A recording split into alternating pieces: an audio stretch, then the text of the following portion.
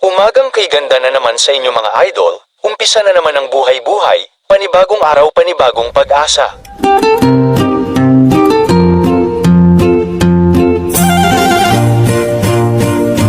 At syempre eto magbubukas na naman tayo ng ating munting com shop at mini sari-sari store.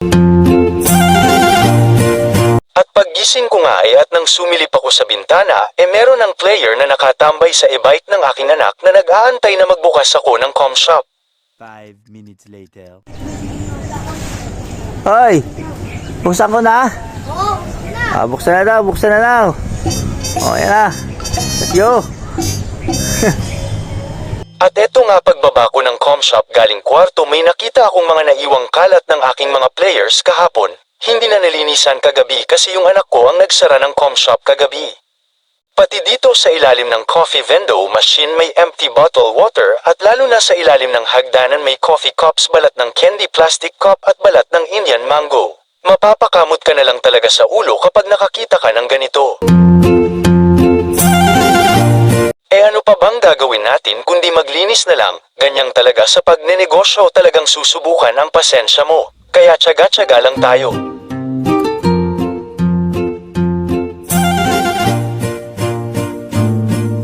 At eto pinagpatuloy ko na rin ang paglilinis sa loob ng shop kahit may naglalaro ng player sa para matangal yung mga kunting alikabokis at magtapon ng basura. Nadatnan ko yung kuya ng mga player ko na nagbibigay ng coins. Grabe, very supportive kuya, mapapa, sana all ka na lang. Kaso nagkaroon ng kunting aberya. Ano nangyari? Naglalakad na? Pang. Marunong na maglakad?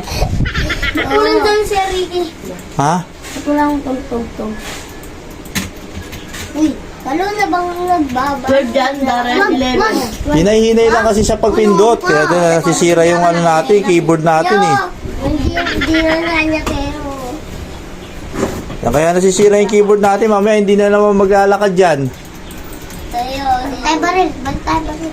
So yun na nga mga idol, nasayang ko na naman 2 minuto ng buhay nyo. Maraming salamat sa inyong panunood, hanggang sa muli, bye bye.